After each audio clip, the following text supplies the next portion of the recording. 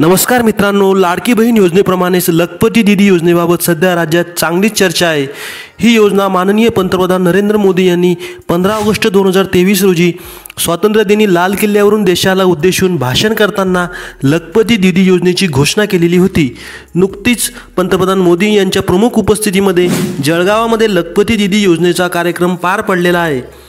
यानुसार भारतातील खेड्यापाड्यातील 3 कोटी लखपती दीदी करण्याचे सरकारचे उद्दिष्ट असल्याचे सांगितले जाते। मित्रांनो, आजच्या व्हिडिओमध्ये आपण 2 भाग केलेले आहेत। पहिल्या भागामध्ये आपण ही योजना नक्की काय आहे, या योजनेचे स्वरूप काय आहे, या योजनेचा लाभ घेण्यासाठी पात्रता काय लागते इत्यादीबाबत माहिती घेणार आहोत।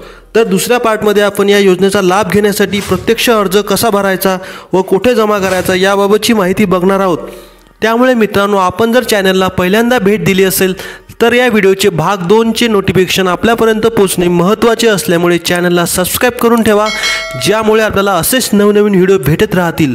आजच्या व्हिडिओमध्ये आपण लखपती दीदी योजनेबाबत प्रमुख 10 मुद्द्याविषयीबाबतची माहिती घेणार आहोत। चला तर व्हिडिओला सुरुवात करूया। नंबर 1, महिलांची आर्थिक व सामाजिक प्रगती व्हावी, तसेच त्यांना स्वतःच्या पायावर उभे राहता यावे यासाठी केंद्र सरकारची ही योजना आहे। नंबर 2, सर्व उद्योग क्षेत्रामध्ये महिलांचा सहभाग वाढावा, तसेच त्यांना स्वयंरोजगार मिळवता यावा हा योजनेमागचा मुख्य उद्देश आहे। नंबर 3, योजनेच्या माध्यमातून स्त्रियांना कौशल्य विकासाचे प्रशिक्षण देऊन त्यांच्यात आत्मविश्वास निर्माण करणे हा सुद्धा एक उद्देश आहे। नंबर 4, कौशल्य विकासाचे प्रशिक्षण घेतल्यानंतर 1 ते 5 लाख रुपयापर्यंत बिनव्याजी कर्ज दिले जाते। नंबर 5, या योजनेद्वारे सुमारे 3 कोटी महिलांकडून जोडून त्यांना लखपती करणे हे या योजनेचा मुख्य उद्देश आहे। नंबर 6, ज्या महिलांचे वार्षिक उत्पन्न 3 लाख रुपयापेक्षा कमी आहे त्यांना या योजनेचा लाभ मिळणार आहे। नंबर 7, अर्जदार महिलेच्या घरातील सदस्य हा शासकीय नोकरीत नसावा ही मुख्य अट आहे। नंबर 8, या योजनेच्या माध्यमातून महिलांना कौशल्य विकासाचे प्रशिक्षण दिले जाणार आहे।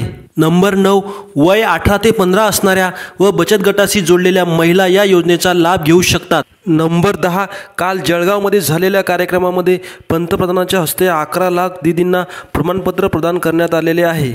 मित्रांनो, या व्हिडिओचा भाग 2 लवकरच चॅनलवर प्रसिद्ध करणार आहोत। त्यामध्ये आपण या योजनेचा प्रत्यक्ष लाभ कसा घेऊ शकतो हे आपण बघणार आहोत। त्यामुळे चॅनलला नक्की सबस्क्राइब करून ठेवा। धन्यवाद।